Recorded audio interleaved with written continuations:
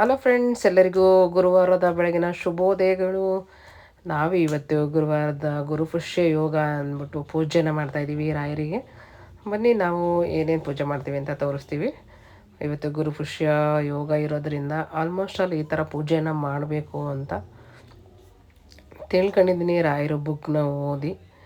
ಹಾಗೆ ನಾನು ಇವತ್ತು ಮೊದಲು ನಮ್ಮ ಅಜ್ಜಿ ಹೇಳೋದು ಯಾವಾಗಲೂ ಎದ್ದ ತಕ್ಷಣ ಹೆಣ್ಮಕ್ಳು ಹಣೆಗೆ ಕುಂಕುಮ ಇಟ್ಕೊಂಡು ಮುಖನ ತೊಳೆದು, ಅಟ್ಲೀಸ್ಟ್ ಸ್ನಾನ ಮಾಡಲಿಲ್ಲ ಅಂದರು ಮುಖ ತೊಳೆದು ಕುಂಕುಮ ಇಟ್ಟು ಒಲೆಗೆ ಪೂಜೆ ಮಾಡಬೇಕು ಅಂತ. ಹಾಗಾಗಿ ನಾವಿವತ್ತು ಒಲೆಗೆ ಎದ್ದು ಅಷ್ಟು ಕುಂಕುಮನ ಇಟ್ಟು ಪೂಜೆ ಸ್ಟಾರ್ಟ್ ಮಾಡೋಣ.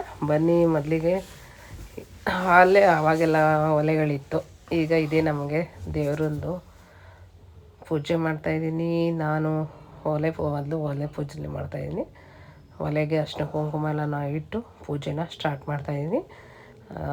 ಯಾಕೆ ಅಂದರೆ ಅನ್ನಪೂರ್ಣೇಶ್ವರಿ ಮತ್ತು ಅಗ್ನಿದೇವರಿಗೆ ನಾವು ಆಶೀರ್ವಾದ ಮಾಡಬೇಕು. ಒಳ್ಳೆಯ ಆರೋಗ್ಯ ಕೊಡ್ತಾಯಿದೆ, ಒಳ್ಳೆ ನಮಗೆ ತುಂಬ ತುಂಬ ಒಳ್ಳೆಯ ಆರೋಗ್ಯ ಕೊಡುತ್ತೆ. ಅನ್ನಪೂರ್ಣೇಶ್ವರಿ ಮನೇಲಿ ಸದಾಕಾಲ ಯಾವಾಗಲೂ ಮನೇಲಿ ತುಂಬಿ ತುಳುಕಾಡಲಿ ಅಂತ ಒಲೆ ಪೂಜೆನ ಮಾಡ್ತಾರೆ. ನಮ್ಮ ಅಜ್ಜಿ ಯಾವಾಗಲೂ ಮಾಡ್ತಾಯಿದ್ರು, ಎದ್ದ ತಕ್ಷಣ ಅರಿಶಿನ ಕುಂಕುಮ ಇಟ್ಕೊಳ್ಳಿ ಅಂತ. ನಾನು ಸಹ ಪೂಜೆನ ಮಾಡ್ತಾಯಿದ್ದೀನಿ. ಅದಾದ ನಂತರ ಇವತ್ತು ಗುರುವಾರ ಇರೋದ್ರಿಂದ ಮನೇಲಿ ಮಹಾಲಕ್ಷ್ಮಿ ಮತ್ತು ಮನೇಲಿ ಧನ ಧಾನ್ಯ ಸಂಪತ್ತು ಅಭಿವೃದ್ಧಿ ಆಗಬೇಕಂದ್ರೆ ಯಾವಾಗಲೂ ನಾವು ಈ ಥರ ಒಂದು ಉಪ್ಪಿನ ಡಬ್ಬದೊಳಗಡೆ ಈ ಥರ ಹಾಕಿ ಇಡಬೇಕು. ಪಿಂಗಾಣಿ ಇಟ್ಟರೆ ಆಲ್ಮೋಸ್ಟ್ ಅಲ್ಲಿ ಒಳ್ಳೆಯದು, ಅದಕ್ಕಾಗಿ ನಾನು ಇಡ್ತಾಯಿದ್ದೀನಿ. ಇದಕ್ಕೆ ಸ್ವಲ್ಪ ಅರಿಶಿಣದ ಕೊಂಬನ್ನ ಇಟ್ಟು, ಹಾಗೆ ಲವಂಗ, ನಾನು 6 ಲವಂಗನ ತೊಗೊಂಡಿದ್ದೀನಿ. ಎರಡೆರಡನ್ನ ಅದನ್ನು ಕವರ್ ಮಾಡ್ತಾ ಇರ್ತೀನಿ. ಇದು ಸಹ ಲಕ್ಷ್ಮೀ ಸ್ವರೂಪ ಇರೋದರಿಂದ ನಾನು ಈ ಥರ ಇಡ್ತಾಯಿದ್ದೀನಿ. ನನಗೆ ಅನಿಸಿದ್ದು ಇಡ್ತಾಯಿದ್ದೀನಿ. ನೋಡಿ, ನಿಮಗೂ ಅನಿಸಿದ್ರೆ ಒಳ್ಳೆಯದಾಗುತ್ತೆ ಮಾಡಿ. ಈಗ ಸಾಲ್ಟ್ ಎಲ್ಲ ತುಂಬ್ತಾಯಿದ್ದೀನಿ. ಹಾಕಿದ ನಂತರ ಲಾಸ್ಟಲ್ಲಿ 2 ಲವಂಗನ ಮೇಲ್ಗಡೆ ಇಟ್ಟು ಕ್ಲೋಸ್ ಮಾಡ್ತೀನಿ. ತಾಯಿ ಮಹಾಲಕ್ಷ್ಮಿ ನಮ್ಮ ಮನೇಲಿ ಸದಾ ನಿಲ್ಸಮ್ಮ ಅಂತ ಪ್ರಾರ್ಥನೆ ಮಾಡ್ತಾ ಈಗ ಲವಂಗನ ಒಳಗಡೆ ಹಾಕಿ ಇಡ್ತಾಯಿದ್ದೀನಿ. ಆಲ್ಮೋಸ್ಟ್ ಅಲ್ಲಿ ಗುರುವಾರ ಈ ಥರ ಇಡಿ ನನಗನ್ಸಿದ್ದು ನಾನು ಮಾಡ್ತಾಯಿದ್ದೀನಿ. ಅದಾದ ನಂತರ ಮನೇಲಿ ಯಾವಾಗಲೂ ಅರಿಶಿನ ಅಂತೂ ಇರಲೇಬೇಕು. ಈಗ ಪೂಜೆ ಸ್ಟಾರ್ಟ್ ಮಾಡ್ತಾಯಿದ್ದೀನಿ. ಇವತ್ತು ಗುರುವಾರ ಇರೋದ್ರಿಂದ ರಾಜು ರಾಯರಿಗೆ ಅಲಂಕಾರ ಮಾಡ್ತಾಯಿದ್ದಾರೆ. ನಾನು ಹೊಸಲು ಪೂಜೆ ಎಲ್ಲ ಮಾಡಿ ಮತ್ತು ಈಗ ಒಲೆನ ಪೂಜೆ ಮಾಡೋಕ್ಕೆ ಅಂದ್ಬಿಟ್ಟು ಸ್ಟಾರ್ಟ್ ಮಾಡ್ತಾಯಿದ್ದೀನಿ. ಇದು ಸುಮಾರು ದಿನಗಳಿಂದ ಇದೆ.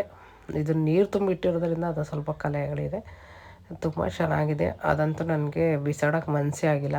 ಅದಕ್ಕೆ ನನಗೆ ಮನೆ ಕಟ್ಟೋದಿಂದನೂ ನನ್ನ ಜೊತೆಲೇ ಇದ್ದಿದ್ದು, ಹಾಗಾಗಿ ಅದನ್ನು ಹಾಗೆ ಇಟ್ಕೊಂಡಿದ್ದೀನಿ ಜೋಪಾನ ಮಾಡೋಕ್ಕೆ ಅಂತ. ಹೀಗೆ ನಾನು ಬೆಳಗಿನ ಜಾವ ಈ ಥರ ಮಾಡಿ ಆದಮೇಲೆ ಪೂಜೆಗೆ ಈಗ ಸ್ಟಾರ್ಟ್ ಮಾಡ್ತಾಯಿದ್ದೀನಿ. ಬನ್ನಿ, ಇವತ್ತು ರಾಯರಿಗೆ ಪೂಜೆನ ಮಾಡ್ತಾಯಿದ್ದೀವಿ. ಹೇಗಿದೆ ಮತ್ತು ನಾವೇಗೆ ಪೂಜೆ ಮಾಡ್ತೀವಿ ಅಂತ ನಿಮಗೆ ಹೇಳ್ತಾ ಹೋಗ್ತೀನಿ. ಈಗ ಮೊದಲಿಗೆ ನಾನು ರಾಯರಿಗೆ ಪ್ರಸಾದನ ಮಾಡ್ತಾಯಿದ್ದೀನಿ. ಮೊದಲು ಬಾಣಲೆನ ಇಟ್ಕೊಂಡು ಪಾಯಸ ಮಾಡೋದ್ರಿಂದ ಆಲ್ಮೋಸ್ಟ್ ಸಜ್ಜಿಗೆ ಏನಾರು ಮಾಡಿದ್ರೆ ರಾಜು ಮತ್ತು ಪಾಪು ತಿನ್ನಲ್ಲ. ಹಾಗಾಗಿ ರಾಯರಿಗೆ ಮತ್ತು ಎಷ್ಟು ರಾಯರಿಗೆ ಪ್ರಸಾದ ಆಮೇಲೆ ನಾನು ಎಷ್ಟು ತಿಂತೀನೋ ಅಷ್ಟನ್ನು ಮಾತ್ರ ಮಾಡ್ಕೊಡ್ತೀನಿ. ಸ್ವಲ್ಪ ರವೆನ ನಾನು ಎಣ್ಣೆ ಹಾಕಿ ಸ್ವಲ್ಪ ಫ್ರೈನ ಮಾಡಿಕೊಂಡೆ. ಅದೇ ಬಾಣಲೆಗೆ 1 ಗ್ಲಾಸ್ ನೀರು ಹಾಕಿ ಒಂದು ಪೀಸಷ್ಟು ಬೆಲ್ಲನ ಹಾಕಿ ಇದಕ್ಕೆ ಏಲಕ್ಕಿಕಾಯಿ ಮತ್ತು ಏಲಕ್ಕಿ ಸೋಂಪು ಅಂತ ಬರುತ್ತಲ್ಲ ಅದನ್ನು ಪುಡಿ ಮಾಡಿ ಒಳಗಡೆ ಹಾಕಿದ್ದೀನಿ. ಚೆನ್ನಾಗಿ ಬೇಯ್ತಾ ಇದೆ. ಬೇಯ್ದ ನಂತರ ಸ್ವಲ್ಪ ರವೆ ಹಾಕಿ ಫುಲ್ಲು ಆ ನೀರೆಲ್ಲ ಡ್ರೈ ಆಗೋ ತನಕ ನಾವು ಈ ಥರ ಮಾಡ್ತಾ ಇರಬೇಕು. ಇದ್ರನ್ನು ಬೇಕಂದರೆ ನೀವು ಗೋಡಂಬಿ ದ್ರಾಕ್ಷಿ ಎಲ್ಲ ಮಿಕ್ಸ್ ಮಾಡ್ಕೋಬೋದು. ಈಗ ಗೋಡಂಬಿ ದ್ರಾಕ್ಷಿ ಖಾಲಿ ಆಗಿಬಿಟ್ಟಿದ್ರಿಂದ ನಾನು ಗೋಡಂಬಿನೇ ಪುಡಿ ಮಾಡಿ ಹಾಕ್ತಾಯಿದ್ದೀನಿ. ಬನ್ನಿ, ಇವಾಗ ಸಜ್ಜಿಗೆ ಚೆನ್ನಾಗಾಗಿದೆ. ಅದ್ರದ್ದು ಫ್ಲೇವರು ಚೆನ್ನಾಗಿ ಕಾಣಿಸ್ತಾ ಇತ್ತು, ನೋಡ್ತಿರ್ಬೋದು ನೀವು. ಅದು ನೀರೆಲ್ಲ ಫುಲ್ಲು ಹೋದ್ಮೇಲಂತೂ ತುಂಬ ಚೆನ್ನಾಗಿ ಬಂತು. ಇದಕ್ಕೆ ತುಪ್ಪನೂ ಸಹ ಆ್ಯಡ್ ಮಾಡಿ ನೀವು ಡ್ರೈ ಫ್ರೂಟ್ಸ್ನೂ ಆ್ಯಡ್ ಮಾಡ್ಬೋದು. ನಾನು ಈಗ ಇದಕ್ಕೆ ಗೋಡಂಬಿ ಮತ್ತು ಅದನ್ನು ಏಲಕ್ಕಿಕಾಯಿನ ಆಲ್ರೆಡಿ ಹಾಕಿದ್ದೇನೆ. ಈಗೇನು ಮತ್ತೆ ಹಾಕ್ಬೇಕಂತ ಅವಶ್ಯಕತೆ ಇಲ್ಲ, ಹಾಕಿದ್ದೀನಿ. ನೋಡಿ, ಈಗ ಸಜ್ಜಿಗೆ ರೆಡಿ ಆಯಿತು.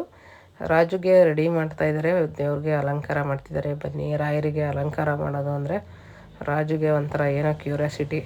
ಅದು ಅಲ್ಲದೆ ಏನಪ್ಪ, ರಾಯರು ನಮ್ಮ ರಾಜುಗೆ ಗುರುಗುರು ಪೂಜೆ ಮಾಡೋಷ್ಟು ಪ್ರೇರಣೆ ಕೊಟ್ಬಿಟ್ಟಿದ್ದಾರೆ. ಹಾಗಾಗಿ ಇದು ಅಭಿಷೇಕಕ್ಕೆ ಅಂತ ಸ್ವಲ್ಪ ಎತ್ತಿಟ್ಟಿದ್ದೀನಿ. ಯಾಕೆಂದರೆ ನನಗೆ ಪ್ರಕಾರ ಫ್ರೆಂಡ್, ಏನೋ ಒಂಥರ ಖುಷಿ. ಯಾಕೆಂದರೆ ಕೃಷ್ಣನಿಗೆ ಪಾಯಸ ಅಂದರೆ ತುಂಬ ಇಷ್ಟ ಅಂತೆ. ಹಾಗಾಗಿ ಗುರುವಾರ ದಿನ ಕೃಷ್ಣನಿಗೆ ಪಾಯಸ ಮಾಡಿ ಅಭಿಷೇಕ ಮಾಡಬೇಕು ಅಂತ ನಮ್ಮ ಮೇಡಮ್ ಹೇಳ್ಕೊಟ್ರು. ಹಾಗಾಗಿ ನಾನು ಅದನ್ನು ಮಾಡ್ತಾಯಿದ್ದೀನಿ. ಈಗ ಬನ್ನಿ ಸ್ಟಾರ್ಟ್ ಮಾಡಿದ್ದೀವಿ ಅಭಿಷೇಕನ.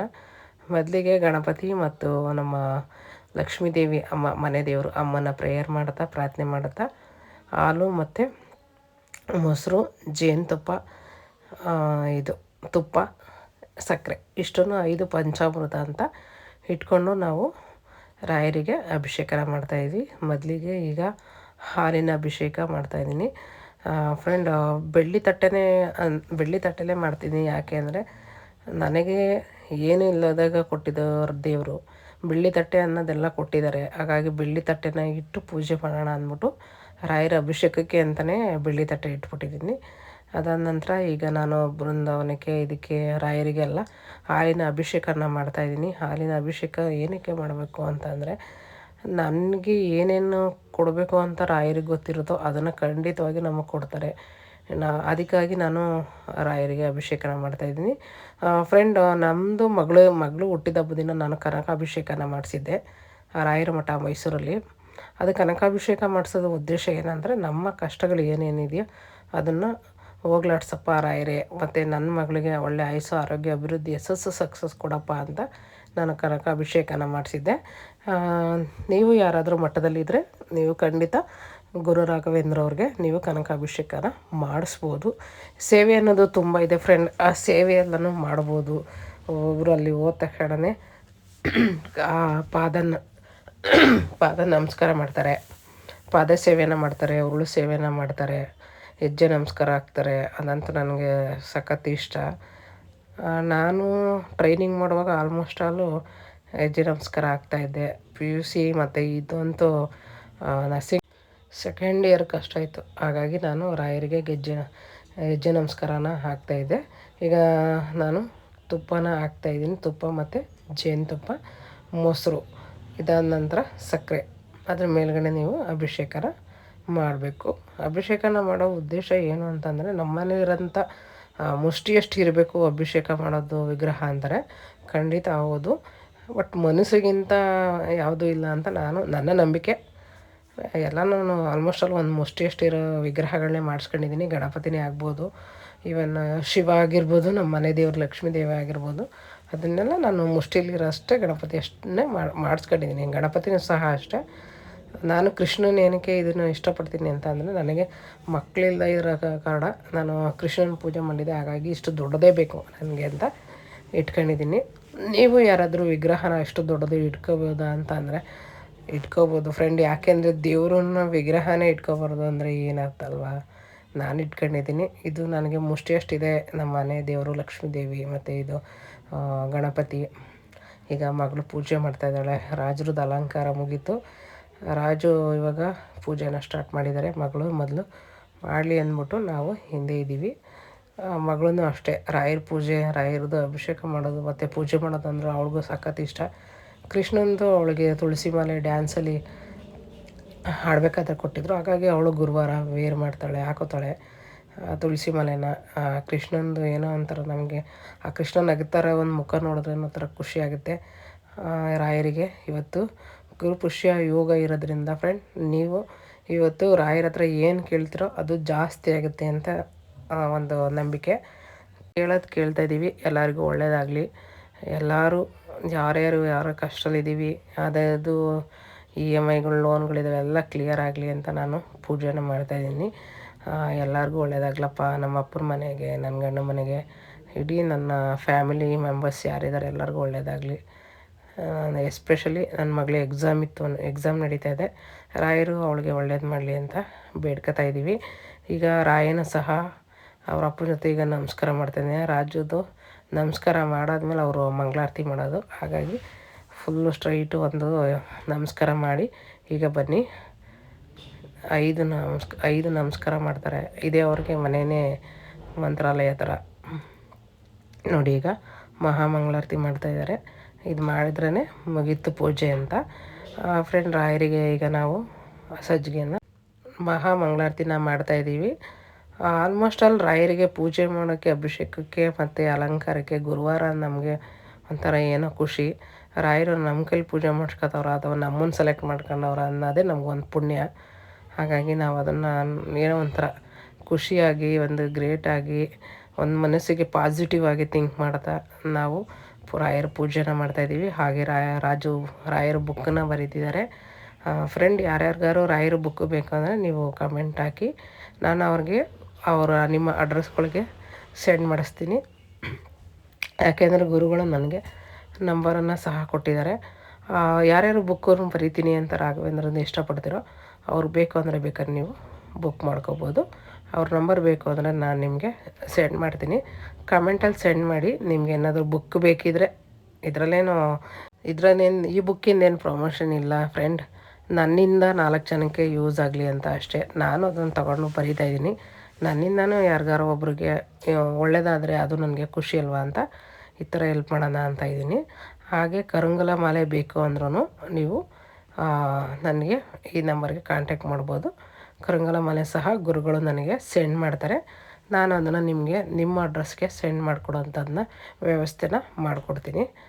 ನಾವು ರಾಯರನ್ನ ಪೂಜೆ ಮಾಡಿದ್ಮೇಲೆ ನಮಗೆ ಆದಂಥ ವೈಬ್ರೇಷನ್ನು ಮತ್ತು ನಮಗೆ ಆದ ಒಂದು ಏನಂದರೆ ಪಾಸಿಟಿವ್, ದೇವ್ರನ್ನೇ ನಂಬಬೇಕು, ರಾಯರನ್ನ ಏನಕ್ಕೆ ಪೂಜೆ ಮಾಡಬೇಕು, ರಾಯರು ನಮ್ಮ ಜೊತೆ ಇದ್ದಾರೆ, ರಾಯರೆಲ್ಲನೂ ನಮ್ಮ ನೋಡ್ಕೊತಿದ್ದಾರೆ, ನಾವು ಒಳ್ಳೆತನದಲ್ಲಿದ್ದರೆ ನಮ್ಗೆ ಒಳ್ಳೆಯದಾಗುತ್ತೆ. ಯಾರ್ಯಾರು ನಮ್ಮ ಮೇಲೆ ಗೂಬೆ ಕೂರಿಸ್ತಾರೋ, ನಮ್ಮ ಮೇಲೆ ಯಾರ್ಯಾರು ಇಲ್ಲೋದೆಲ್ಲ ಮಾತಾಡ್ತಾರೋ ಎಲ್ಲ ರಾಯರೇ ನೋಡ್ಕೊತಾರೆ. ನಮಗೆಲ್ಲ ತಂದೆ ನಿಮಗೆ ಅಂತ ರಾಯರ ಮೇಲೆ ಹಾಕ್ಬಿಡಿ. ಯಾಕೆಂದರೆ ನಾವು ಅವ್ರಿಗೆ ಒಳ್ಳೇದು ಮಾಡಿದ್ವು, ಅವ್ರು ನಮ್ಗೆ ಒಳ್ಳೇದು ಮಾಡಿದಾರೋ ಅದೆಲ್ಲ ದೇವರೇ ನೋಡ್ಕೊತಾನೆ. 4 ಜನ ಮಾತಾಡಲಿ ಫ್ರೆಂಡ್ ನಿಮ್ಮ ಬಗ್ಗೆ, ಅದನ್ನು ಯಾವುದನ್ನು ತಲೆ ಕೆಡಿಸ್ಕೊಬೇಡಿ. ಆಲ್ಮೋಸ್ಟ್ ಆಲ್ ನನ್ನ ಬಗ್ಗೆ ಎಲ್ಲರೂ ಒಳ್ಳೆಯದೇ ಮಾತಾಡ್ತೀರಾ ಅಂದ್ಕೊಂಡಿದ್ದೀನಿ. ಹಿಂದೆಗಡೆ ಏನು ಮಾತಾಡ್ತಾರೋ ಗೊತ್ತಿಲ್ಲ ಫ್ರೆಂಡ್, ದೇವ್ರು ಏನೋ ಮಾಡ್ಕೊಳ್ಳಿ. ಬಟ್ ನಾನು ಯಾವತ್ತೂ ಇಷ್ಟೇ ನಿಯತ್ತಾಗೇ ಇರ್ತೀನಿ ಫ್ರೆಂಡ್, ಅದಂತೂ ಖಂಡಿತ.